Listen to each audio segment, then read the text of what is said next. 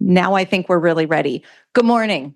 I'm Jennifer DiCibellis. I'm the CEO here at Hennepin Healthcare, and I couldn't be more honored and excited. This is such a cup filler for me to be here. This is one of our flagship programs, and so excited to celebrate the 20th anniversary of our traumatic brain injury programs.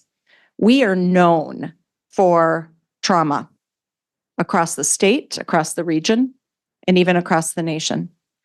And one of our best kept secrets, which shouldn't be a secret, so thank you for spreading the word, is how incredible our traumatic brain injury and recovery programs are.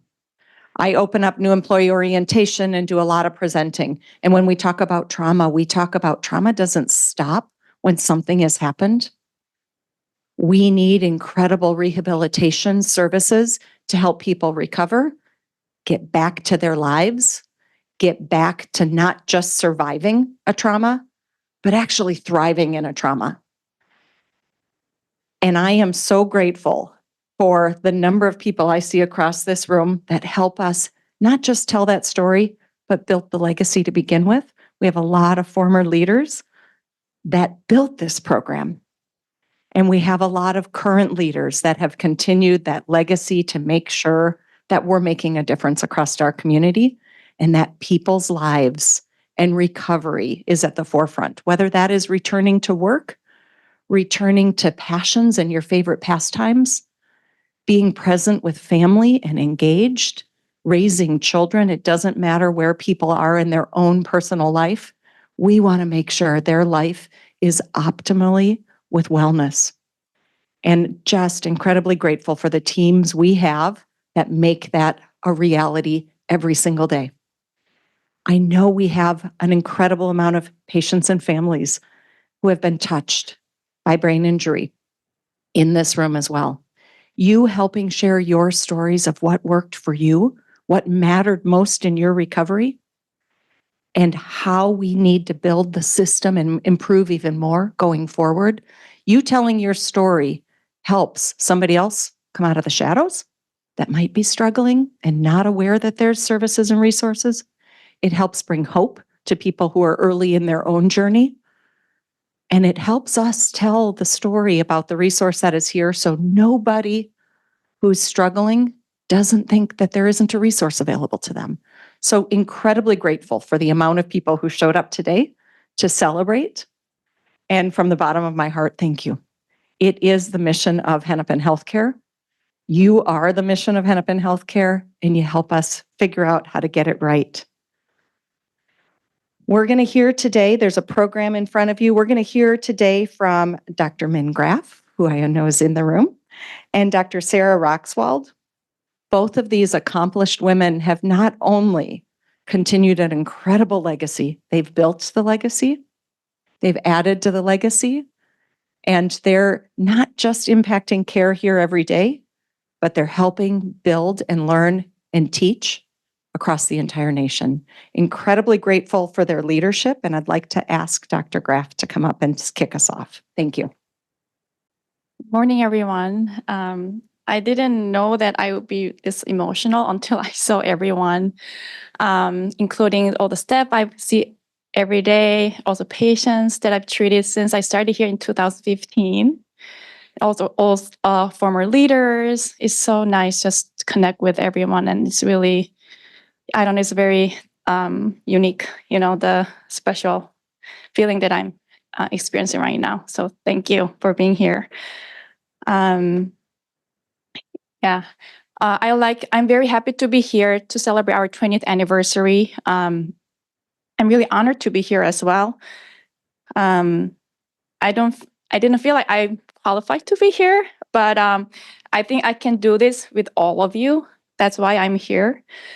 I'd like to thank everyone, patients, families, community partners, all the referrals, all the people we work within the Hennepin Healthcare system, everyone, and actually, especially our program staff. In a few minutes, you'll hear from our program founder about the history of the program, which is really exciting. Probably I will learn more about it too. But first, I wanna share some key achievements we have made So this is a really special year that our program became the very first program in the world accredited by this rehab accrediting body, CARF, for our concussion program for both pediatrics and then the adults. So that's really something we want to celebrate. So yeah, interestingly, I know that it was a lot of work. Thanks to all the staff and everybody who worked with us. But we were already doing the work. So actually, it was not that hard to get this accreditation. So it's really interesting. And I think that's what we are proud of. And then we are one of the only 2 pediatric brain injury specialty program in the state. We are one of the 2, which is we really want to strengthen our pediatric population, which is more vulnerable. And then, it's always hard. They're, developing stage and they're returning to work. And, so we are really strong, and also we want to grow. Another exciting thing is we also started our traumatic brain injury alumni group. That is the purpose of that is so that we want to, continue to help them living with the brain injury, providing some resources, and then still, even though after their discharge from the program, we want them to be connected with us. So we want to provide, just the lifelong journey with us. And another exciting thing is that the program has continued to grow. And in 2023, we completed over 10,000 traumatic brain injury program visits. So as a program, we are really growing, whether it's the medical visits with the providers or also all our team members with the therapy. So that is really exciting. And we will continue to grow. So before I move on to the next, I have been reflecting a lot. And then this is kind of true and really easy statement, but I want to stress that when all of us as individuals, as a team especially, if you have a shared vision, shared mission, you can really create something way bigger than you can do on your own. I think we as a program, as a team, we were able to create something very powerful, very meaningful, and a really positive impact on people's lives and their families. And then eventually, we are contributing to the community in this field. So I think that the power of the team with the shared, the mission and the vision, I think that's something that will be a driving force, advance our program forward. I also want us to all reflect on ourselves, all the journey, whether you are the former, the leaders, patients, current staff, patients, your journey through here, every day-to-day work that you spend with your colleague, your patients, your leaders, the family members, every single work you're doing, that has really, significant impact, in terms of shaping our program and also advancing our program. So I think it's all a teamwork, and that's how we are. That's a foundation, and I think that that's how we can grow together. So now I want to do some staff recognition here.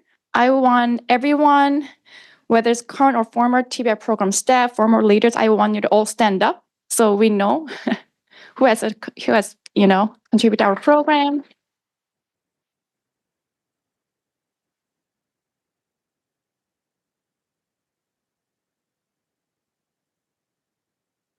Okay, I want you to keep standing up. I'm so sorry. You have to keep standing. Please do, yeah. Please sit down if you worked in TBI program less than 5 years. Any new staff? Okay, no one. That's good. Okay. And next, please sit down if you worked in TBI program less than 10 years. I have to sit down here. Well, still, yeah. And next one, sit down if you worked in TBI program less than 15 years. Wow. Okay. What about people who worked in less than 20 years? Please sit down. Still not. How about 25 years? Sit down, please. You worked in TBI program for 25 years. Still, this is amazing. What about 30 years?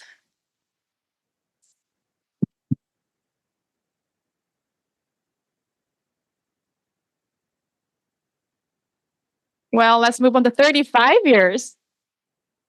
Wow, this is.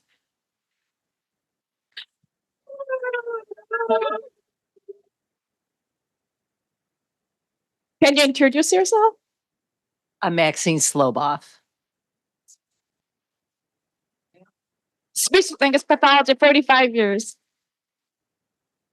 Wow, that's incredible. I feel like baby, yeah, being here within 10 years. Okay, yeah. So now I'm gonna start some introduction for the next speaker, our founder of the program. So this this is Dr. Roxwald. She has a long, the achievements that she made. So she founded our program back in 2004. So today's 2024, so it's 20th anniversary. She has been sitting, as a medical director for TBI outpatient program until 2017, so 13 years. She led the TBI clinic in 700% growth in the first 10 years, and she also grew therapy referrals to over 20 times as much the 2004 referral rate. She also took the role of medical director of TBI Center of Excellence from 2015. That was after Dr. Galen Roxwell stepped down, right? Yeah, she continued to be a medical director for TBI Center of Excellence until 2019.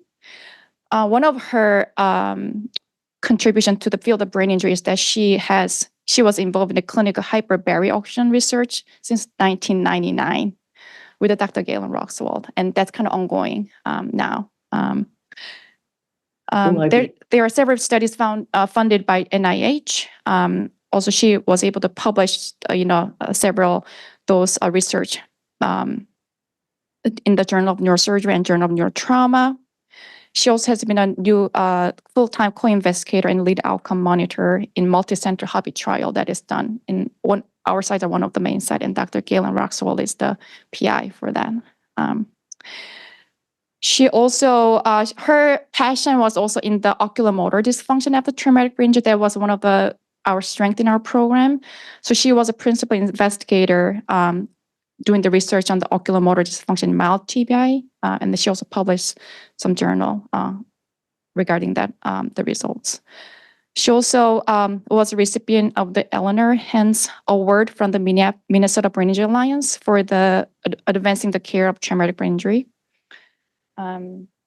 So other than that, she also has been a board member of Minnesota Brain Injury Alliance, one of our key community partners, being an advocate for our brain injury survivors as well.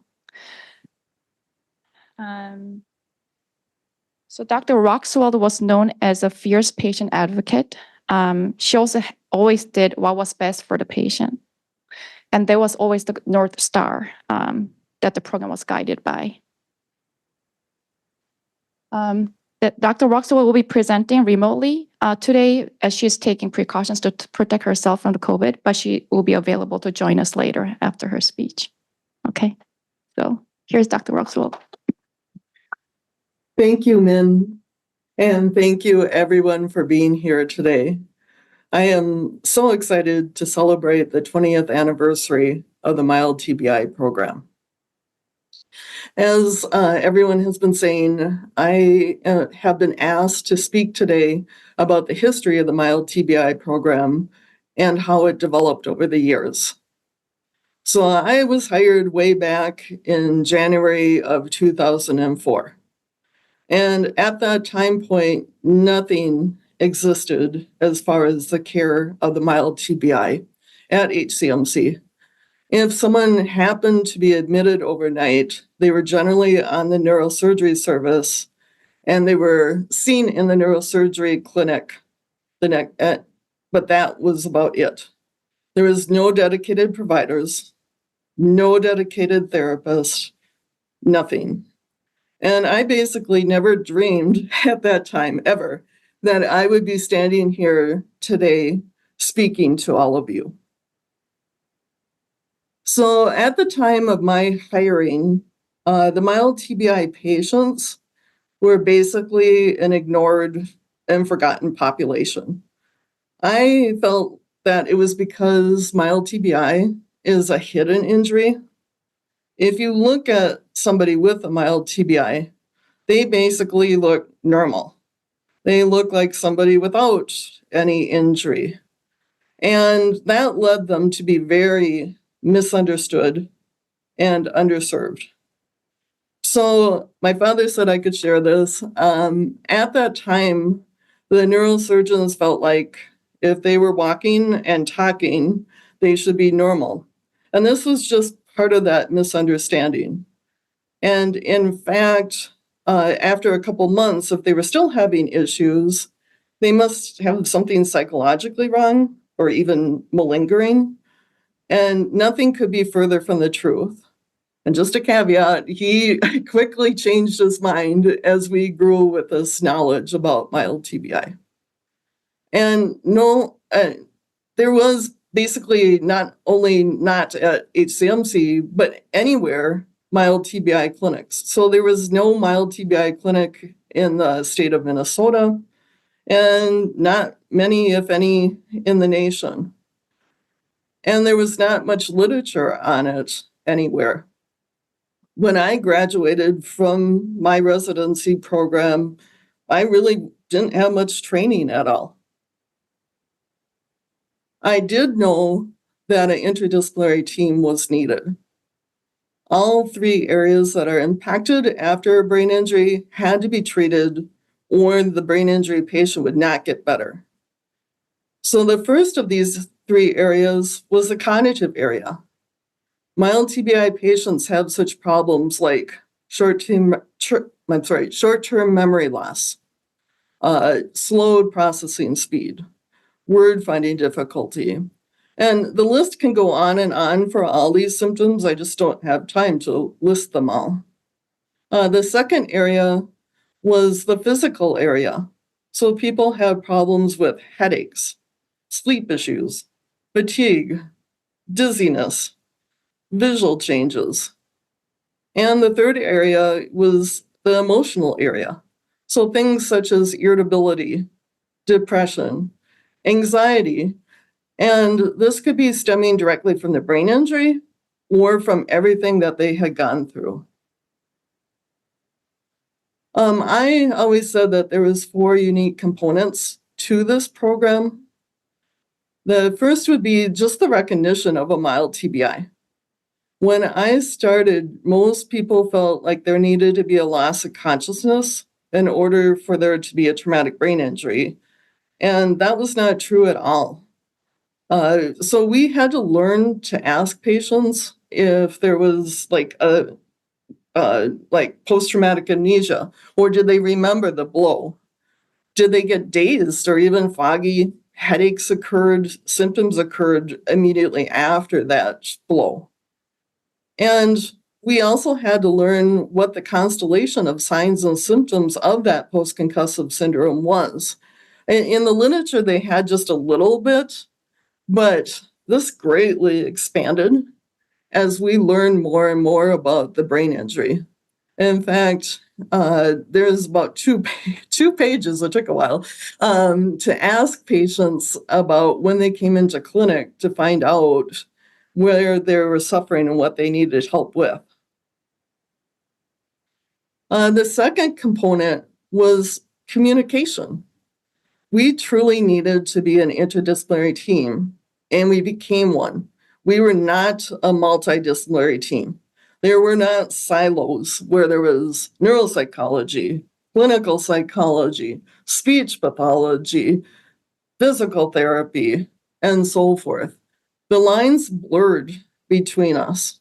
We really, really wanted to communicate and learn from each other. And we started to round, usually one day a week. So we would talk about upcoming patients in clinic. We would learn, as I said, from each other about them. We wanted to be on the same page and therefore give the same message so people didn't get confused. The third component of the program that was unique was education. As I just said, the TBI team was learning from each other. We were learning from the patients. We were going out to as many conferences as we could go to from the literature on growing. The TBI patients also needed a lot of education. Many of them were lost by the time they got to us. They had been bounced around to place, and no one knew what was going on. And so knowledge was power to them. So we really educated about the brain injury, about why they were going to certain disciplines, why they were getting medications, and we made brochures and pamphlets, everything that we could think of to help them. And finally, as we grew, we learned that other providers needed education about brain injury as well. And I'll talk about that in just a little bit. The fourth component of this program, and probably the most important, was it became very patient-centered. The motto that we all used was do what's best for the patient. And we felt as long as we were doing that, we would really help the patient, and this would be a program of excellence. So we started off first with internal referrals within the HCMC. Basically, only the neurosurgery service knew that we existed when this started. And so we had to educate all over the hospital, all different kinds of groups, such as trauma service or ED, primary care, etc., about how you get people to us, and especially why it was so important to get people to us. Again, that misunderstanding that people look normal, so they should be normal, was in play here. And we had to explain that it was not true at all. And as we did this, the referrals started to rapidly grow. And the team was expanding as well, including the different disciplines. So when I started, it was me and 3 other team members, one in neuropsychology, one in speech pathology, and one in clinical psychology. And we added positions in those disciplines. We added OT, we added social work, PT, audiology, therapeutic recreation, developmental optometry, and the list goes on. And as we were growing, we were learning there was no other place for TBI patients to go. And we also were learning that we were really breaking new ground with the interdisciplinary approach. So as, people started to know about mild TBI, and yeah, it was really important, different clinics were cropping up, but no one did this interdisciplinary stuff. And with that approach, we were finding that the patients really had improved functional outcome and resolution of their symptoms. In fact, many of our patients were thriving. So we were developing a real passion and also a mission for helping the mild TBI patients. So we started outreach work throughout the state of Minnesota and really the 5-state region around us. We went everywhere. So the therapists went all over the place.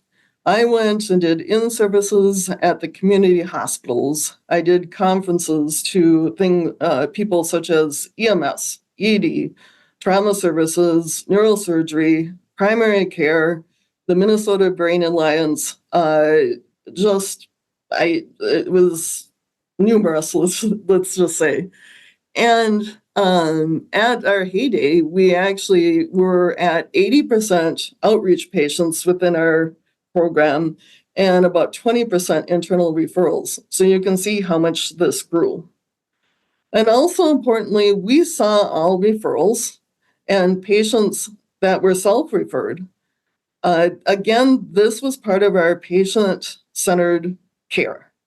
And I will speak about why this was so important. We did not have a time or year limit on our referrals because there are some things that cause problems many years out. And if it's not treated, the patient will still suffer. So basically, no one was turned away. And this is part of Hennepin's motto. of being a safety net hospital and helping everyone. With all this tremendous growth, we really, really needed an infrastructure.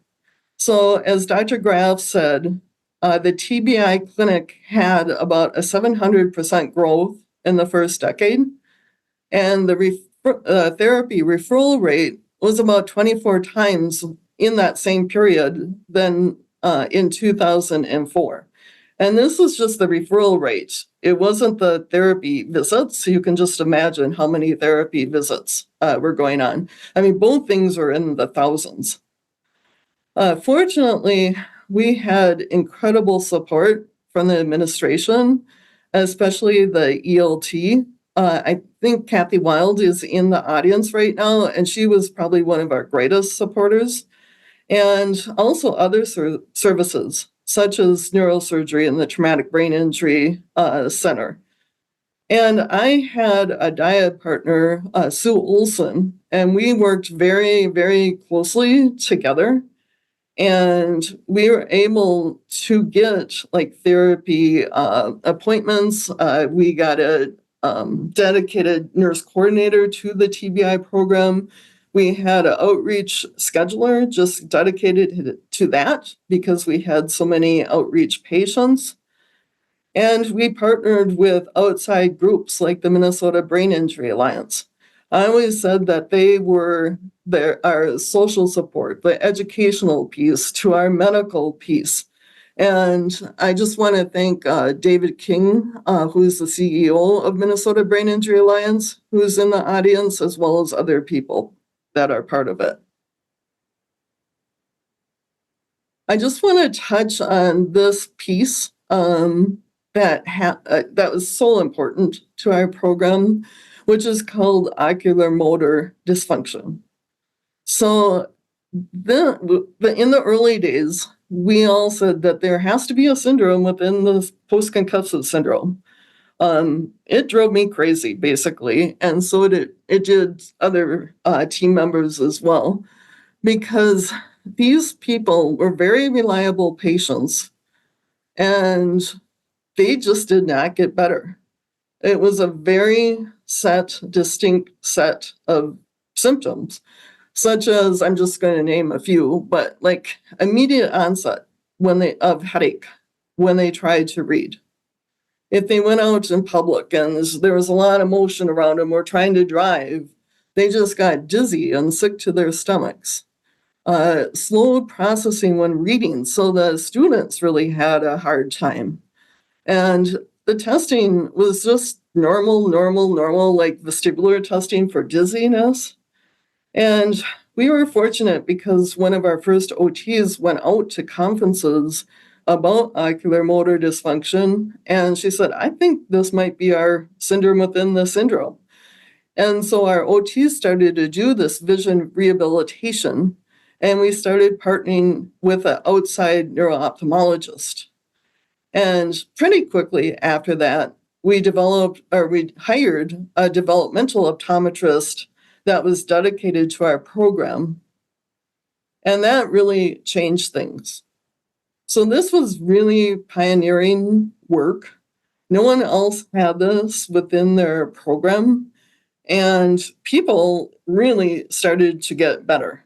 These poor patients that just were suffering were improving, and the symptoms were resolving.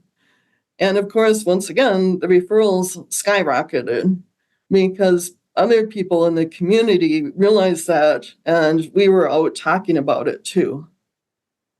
And we also started to do research on it, and it was funded research. And one example of that was I partnered with the Center for Magnetic Resonance Research at the University of Minnesota. It's world-renowned. And we studied with functional MRI and diffuse tensor imaging where in the world, in the brain, people were getting hurt, what tracks were damaged there. And we were able to publish that in the Journal of Neurotrauma. All this was very exciting work. In 2017, we decided to go for CARF accreditation for the TBI outpatient program. Sue and I felt we had the best program in the state, actually, again, in the 5-state area, and we could meet all the standards. And we were the second after Mayo Clinic to achieve this accreditation in the state. So, in conclusion, this program grew from nothing to what it is today, secondary to several factors. I think most importantly, we had a dedicated and passionate interdisciplinary team. When people complimented me, I always said that my team made me look good. They were the ones that were doing this work and spending so much time with the patients. And to the team members out there, please remember that you're standing on the shoulders of the original team members. And in the future team members will be standing on your shoulders. Also, just the communication and education that was going on, with each other, with the patients, with the community, with our supporters out in the community. It was so important, this willingness to learn and to listen and to grow. Finally, remember to do what's best for the patient. What is more important? As long as you do that, this will be a program of excellence. Remember to follow your true north. Thank you. Oh, thanks so much to Dr. Roxvold. By the way, I'm Allison Carlin. Many of you in the room may know me as your speech pathologist. I'm the current outpatient program manager for the program. That's just kind of a recent change. So thank you so much to Dr. Roxvold for sharing the program history and frankly for founding this incredible program. It's pretty likely that we wouldn't be here if she hadn't done that work. So thank you so much. Okay, next we have invited a few current or former TBI survivors to share a bit about their rehabilitation journey. So to begin, I'd like to welcome up Jody Albert. Good morning, everybody. Thank you. I'm humbled and very honored to be here to share in this experience with all of you. And thank you to Dr. Graf and Dr. Roxvold. I echo both of you. This is more emotional than I had prepared, but I did bring Kleenex along. I'll tell you a little bit about myself. I am 2.5 years into my recovery. 2.5 years, December 28th, 2021, I took off to do my errands. As any Minnesotan would do, you put on your coat and mittens, scarf, boots, and whatever else keeps you warm, and took off to do my errands. On my way home, all of that changed. I found myself slipping on the ice backwards and incurred a brain injury, not at the time known. I was unconscious for some time, not aware. I do not know how I made it home. I don't know how I opened my door and got back into my apartment. The first memories were that very next morning. If it wasn't through the fostering of Hennepin Healthcare and the foundation you have brought to outside providers, I would not have found my way here. A blessing. I have been working with Dr. Graf and the many team members, Colleen Onstad, David Odenbach, Jack Carver, speech and language, and the many others who have been there for me, Dr. David Hilden. And in this journey, I've learned so much more about myself and been enlightened. And the introspective thought is that so many people told me in the beginning, you can't, Jody, you won't, and you're not able to. Well, they didn't know how stubborn I was. I can, I will, and I already am.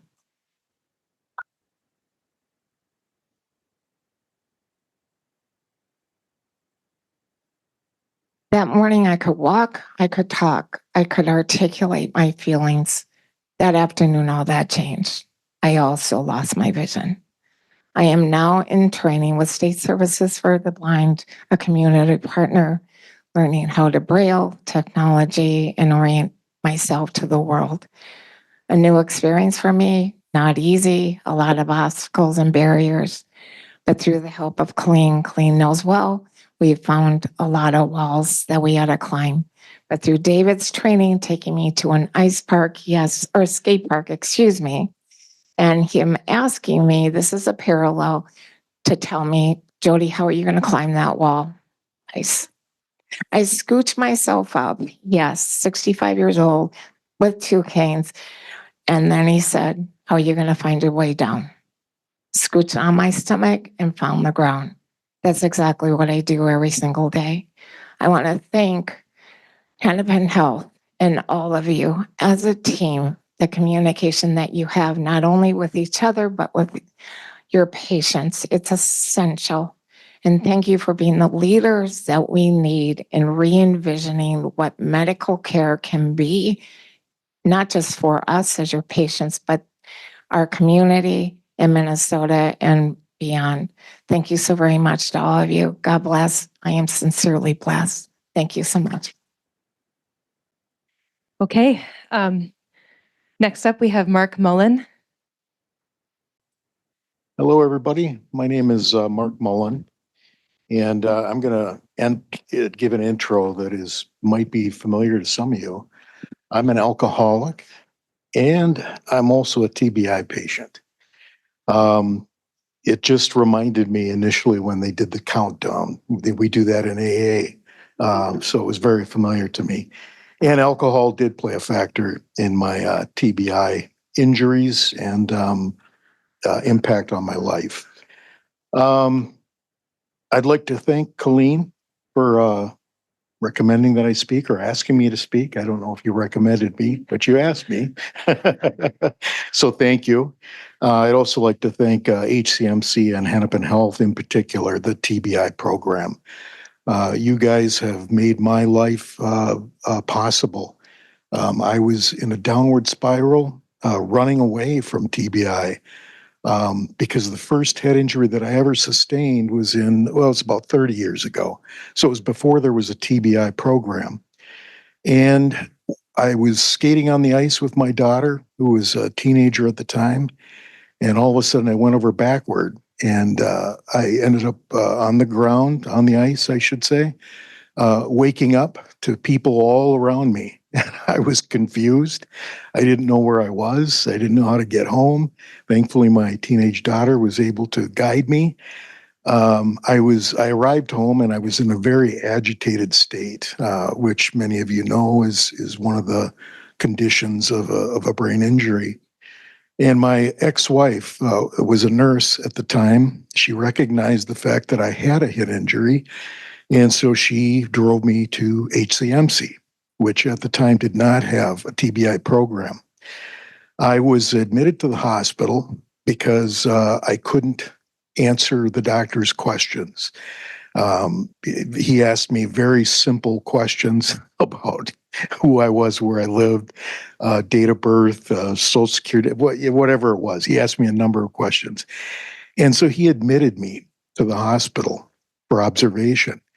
And I was very angry. Of course, I came in irritable. Anger is just the next step, right? And I was very angry because I felt like I was being held prisoner. And every time the nurse would come in and ask me more questions, I struggled to answer them. And I was told, well, you can't go home yet. And so that went on for about a day. And finally, I was able to answer the questions and I was able to go home. And I vowed never again to admit to a head injury if I couldn't help it. It was a frightening experience, and I felt alone and like there really wasn't any answers or help for me at the time. So that's something that Hennepin Health through the TBI program you guys did for me. I ended up adopting a German short hair pointer because I used to be a pheasant hunter. And I still love this time of the year because this is when we're out there doing a pheasant hunt. And this new dog that I got had been somewhat feral because he was running around in the woods outside of Maryland somewhere. Yeah, finally, somebody found him, brought him to the Humane Society. And because of his feral attitude, he didn't trust anybody and he growled and he'd nip at people. They were going to put him down. And thankfully, some young women visited the shelter and they were interested in taking on a dog. And the shelter manager said, please consider this one. He's a purebred dog and, he's a good dog, but he has a lot of problems.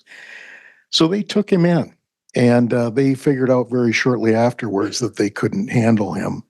And they ended up coming to Minnesota to attend a wedding of their friend, and their friend's father had a German short hair. And he said, you know what, I'll take that dog off your hands and I'll work with him and I'll find a new owner. Well, I was that new owner. And he had this very nasty habit of when I'd go down the stairs, especially because he knew he was going to be going outside, he would run circles around me as I was going down the stairs. And, I had recovered from the head injury from 30 years ago, so I wasn't really having any balance issues. So I wasn't using a cane, obviously, and I very seldom held on to the side rails, and part of my downward trend didn't even have side rails. At any rate, he tripped me and I fell down 8 steps. And I ended up breaking my left clavicle, my left scapula, and 5 ribs. And I was in a lot of pain. I can't begin to tell you how painful that was. I was admitted to HCMC and they asked me, they said, were you unconscious at all? Well, I was, but do you think I'd tell them that? Not a chance. I was not going to be admitted against my will ever again. So I denied it. Well, they still put down head injury and thankfully they did. But they really didn't refer me anywhere. I ended up going home, and that, by the way, wasn't HCMC. I'm sorry if I said it was. It was at Abbott Northwestern Hospital. And I don't think they have a TBI program. So at any rate, I ended up going home with a TBI, with a lot of irritability, headaches, inability to sleep, inability to eat. I was dizzy all the time. I didn't have an appetite. And between then and that spring, I ended up losing about 40 pounds of weight without trying. I didn't have an appetite. At the same time, I was also in a job where I was required to be knowledgeable about federal and state statutes as they applied to the transportation industry. And I was in a leadership role where I would review my subordinates' work and either okay it for uploading into the databases that we used, or I would send it back to be reworked. And I was struggling with that job, because all of a sudden I could not remember for the life of me what these statutes and regulatory standards were that I once knew very well. And when I started to look them up, because I had to look them up now, I was having difficulty in interpreting these regulations that I once knew so well. And it was taking me like 3 times as long to review the work of my subordinates. At any rate, I fell once again, and in the midst of this, I had started drinking again. I had been sober since 2009, so I had about 12 to 13 years of sobriety. I started drinking again to manage the pain, and of course, that didn't do anything for my dizziness and anything else. So I fell again a couple of times, and I ended up resigning from my job because I couldn't do it anymore. And I didn't know what I was going to do. I knew I couldn't work at the time, but I thought I'm going to go back to work as soon as I start getting better. And again, no TBI program. So the summer went by very quickly. I don't remember much about it. And in the fall, I fell again. And this time I was not unconscious, but I did lose the vision in my right eye. I tore my retina, and I saw a retinal doctor, and he scheduled me for surgery. And guess what I did the night before surgery? I drank and I fell again. And this time I broke my neck. And so there was no surgery when the doctor wanted to perform it. I was admitted to HCMC. I was acquainted with the TBI program at that time. There was no choice. Yeah, you were unconscious. It took me about a day to climb up my stairs to find my phone to call 911. So I knew I had a head injury and I wasn't going to hide it anymore. I knew I needed help from the previous 9 months where I struggled. So I was willing to submit to that authority, and I did. Beyond that, now I'm out of work. I applied for Social Security disability, was waiting for that to come through. And I was in a nursing home for about 6 weeks, learning how to walk again with a walker. And now I'm graduated to a cane, which I'm thankful for. But it's difficult. I struggle. Once I started the program here, things magically opened up for me. It was almost like a resurrection, if you will. I started understanding my brain injury and understanding the conditions that surrounded me with that brain injury. And probably the best thing that I was reacquainted with that I once knew very well, because early in alcohol, in AA, I learned the art of acceptance. Things are the way they are for a reason at this point in time, and you have to accept that. Don't dwell on negativity. Don't dwell on ill health. Don't have any resentments. Let go of that stuff. Today is the day you've got in front of you, and today's the day you've got to live one step at a time. The other thing that I learned through my many therapies here is that I do have limitations now. And I saw two of my therapists here, Courtney, and I saw another one too, my PT. I don't see her now. Maybe she left. But anyway, I started realizing I've got limitations. And so they very carefully taught me how to respect those limitations, how to manage those limitations and still do what I needed to do without falling. Once I started my treatment, I also engaged with the addiction medicine program, and I got sober again, coming up on 9 months. I haven't fallen for probably about 3 months. Once I recognized those limitations, I started doing one step at a time, literally when I was climbing the stairs and even going down the stairs, instead of doing the normal step over that most people do. And I stopped falling. Imagine that. So I'm so grateful to be here because in the midst of my TBI that I know I had and I know I was struggling with, I was running from it. I really didn't know where to go. And when I was without a job, my drinking took off like you wouldn't believe. I was headed toward death. I really was. And thank God for this program and the therapist, the multidisciplinary approach to addressing the problems that come with a TBI. You guys saved my life. You really did.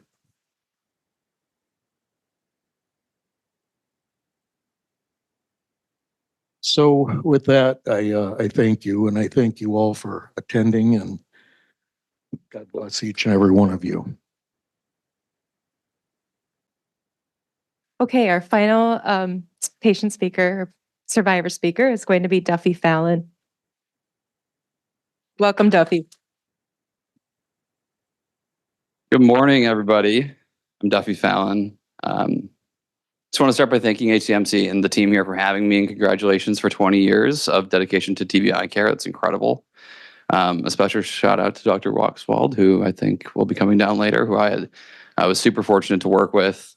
Thank you all for being here, seriously, for as a show of support for TBI and to you guys for sharing your stories. Both Jody and Mark, I really appreciate that. And I wasn't, Mark, we all have a lot in common. All of our injuries have something to do with ice. Surprise, surprise, Minnesota. And then Mark, I'm actually also a recovering alcoholic. I'm approaching 3 years in sobriety, also a bird hunter. So we should talk after. We got a lot to talk about. All right, so my story. In February of 2011, I was hit from behind while playing high school hockey. There's really not much to say. I saw the puck circling around the far left corner of the ice. I took a couple of strides towards the boards and then boom. Everything stopped, and after being down, I apparently stood up, claimed to be okay, and finished out the game, none of which I really remember. The next thing I do remember was a teammate's dad, who was a doctor, looking in my eyes in the locker room, and he turned to my dad and said, just get him to the ER. So we went, and surprise, surprise, they told me that I had a concussion. They put me in a neck brace and suggested I go home, just kind of hang out until the symptoms left, and probably that I'd be back in school the next week, and back on the ice soon thereafter. They just called it a garden variety concussion. So after a couple of days, it was clear that this was not the garden variety. I struggled with balance, insane headaches, sensitivity to light, nausea. I couldn't concentrate. Words were jumping off the page. I couldn't sleep. I had them all. And long story short, I spent 3 months at a different brain trauma center, honestly, in misery, struggling to function, with little to no progress. And they just kind of threw up their hands and they said that they were stumped. So my dad found the brain trauma center here at HCMC and Dr. Roxwald. And from there, everything really started to change.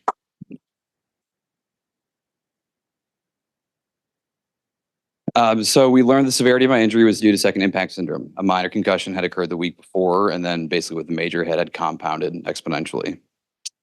Suddenly, that what was going on, and Mark talked a little bit about this, started to make sense, and that did bring some relief. But it also revealed the seriousness of the situation. And with that realization came a hard truth. I had to give up hockey forever, which is something I dedicated my entire life to up to that point.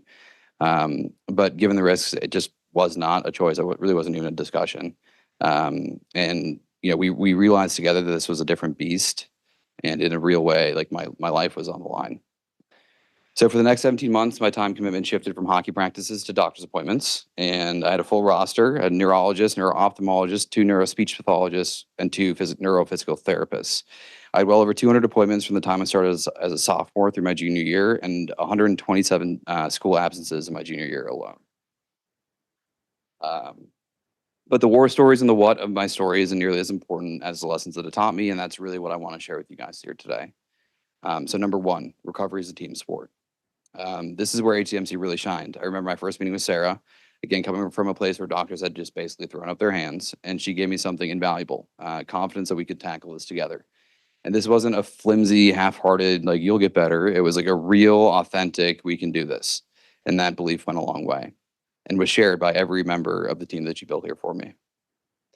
But the team wasn't just my medical team. It was my family and my friends. My dad in particular was by my side through it all. We joked that with all the hours he spent researching, asking questions, and coordinating with doctors, he probably could have performed brain surgery himself. Sarah basically had a 2-for-1 situation going on. Patient number one was me working to heal my brain, and patient number 2 is my dad, who sent as many emails probably as I had doctor's appointments. He was in it just as much as I was, seriously, and HCMC embraced him as part of the team. And I can't share my story without honoring my dad. I lost him suddenly in 2015. And the time that we spent together fighting this brain injury are today some of the most incredible and special memories I have with him. I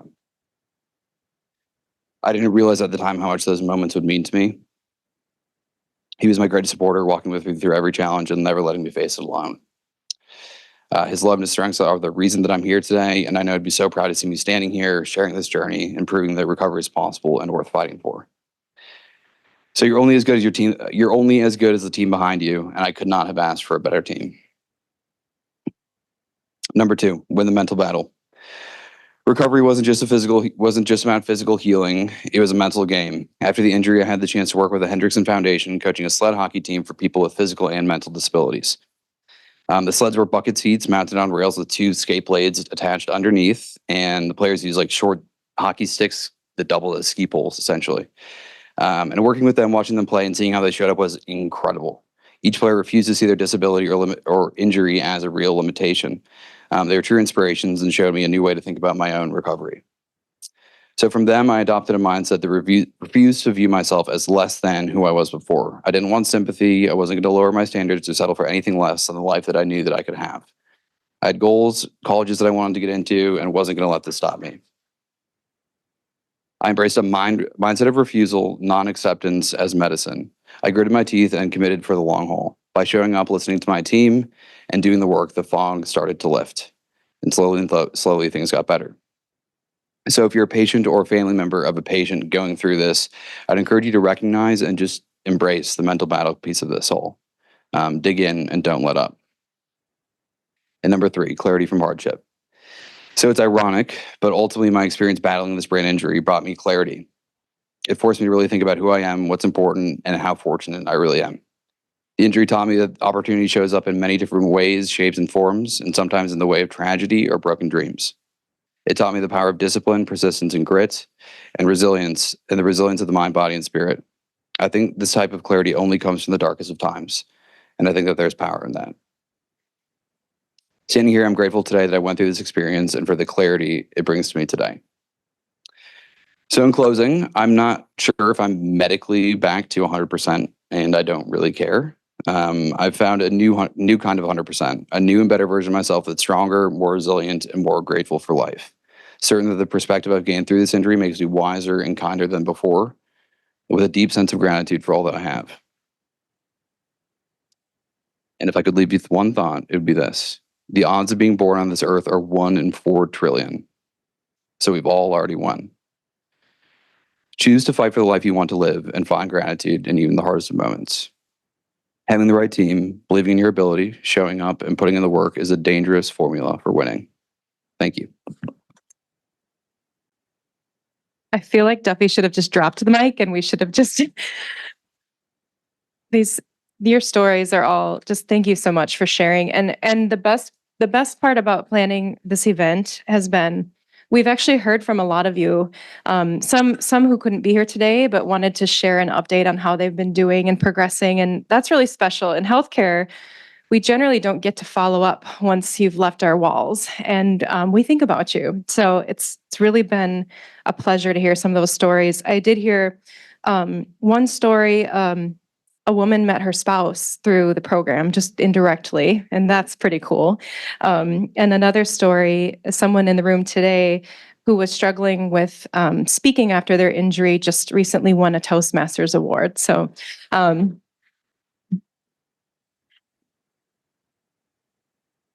I guess a closing thought. So the best part about all of this is that I hope that we get to be a bit of a silver lining during really cloudy seasons for people. This work is really important, and I'm really grateful that you all came out today. And I have to make one acknowledgement, and then I'm going to release you to eat and drink and spend some time. I think we have the space for another half hour or more, so please stay, don't rush out. I want to acknowledge the group that put this program together, put this special day together. Carrie Briner really led the way, our TBI Center coordinator.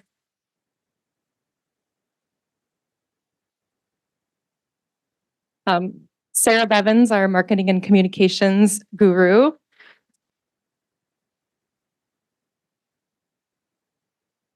Matt Munoz from the foundation.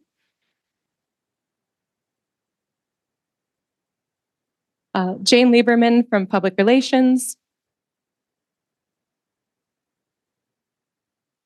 And one staff alumni volunteer, Carol Ann Smith. Thank you so much for your help.